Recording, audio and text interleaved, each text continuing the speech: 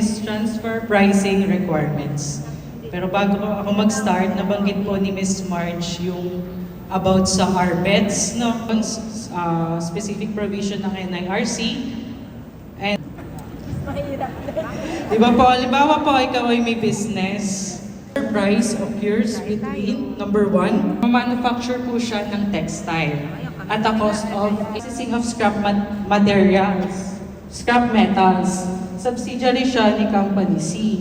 Says whether or not incorporated and when, para at least picturean niyo na lang po. Po yung example. So, hindi po siya exclusive. Pwede pa pong, sabi dito, required disclosures on transactions po natin.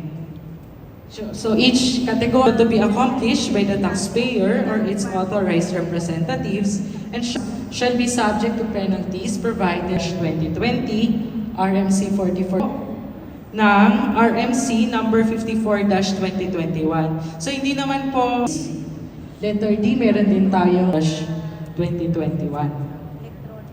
Sabi dito, tas wala kang tax due, shall serve as proof of submission and must be made kung sino pa yung mga required na mag-establish po natin kung bakit nag-arrive yung in submission of TPDs under RR 2-2013 and other required transfer pricing documents to be submitted when the tax is po natin. In addition to the requirements provided under.